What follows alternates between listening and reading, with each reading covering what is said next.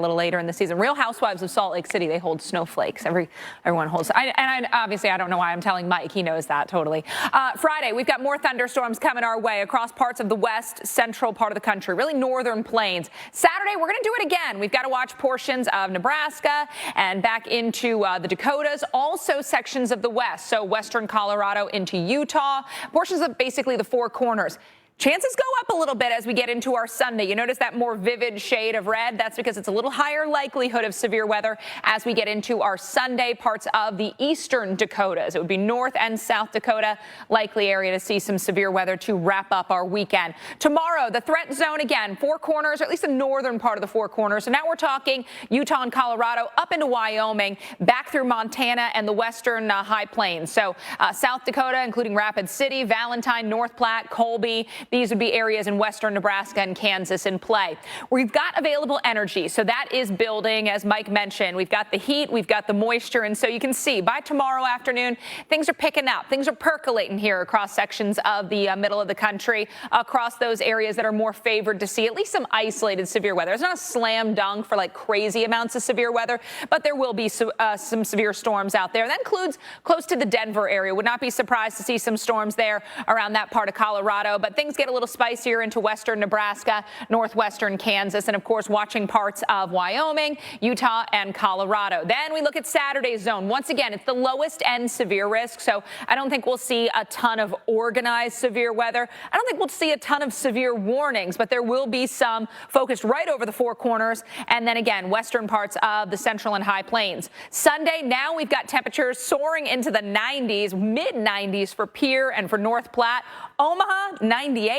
Wichita, 101. So the heat is there, the moisture's there, and in response, so will be the storm. Sunday's risk is a little higher than the other day, so now we're going to be looking at eastern parts of North and South Dakota, Aberdeen to Fargo to Grand Forks, even getting into the extreme western parts of northern Minnesota. So that's what we watch for to wrap up our weekend. Monday, we'll keep some activity up there on the northern tier, but notice temperatures go back down. So in the wake of those storms, we'll say goodbye to the 90s. I mean, still upper 80s for Minneapolis, but Pierre, you go from the 90s back into the mid 80s. So Monday, our severe risk now does include Minnesota, including Minneapolis, where we'll have those highs in the upper 80s. So again, the heat, the instability will be in play. We'll also watch parts of northwestern Wisconsin, eastern sections of South Dakota for our greatest risk. And just like Sunday, Mike, we're looking at a little higher chance of severe weather for the second half of the weekend, start of next week, as again, the heat is very much present, and then we've got,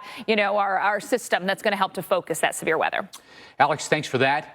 Well, the extreme heat. Talking about La Niña conditions in the Atlantic, and could that be playing a role in why we just haven't seen things go crazy yet? Yeah, so we'll talk about the Atlantic Niña, and we'll start by talking about the Pacific La Niña. Yeah.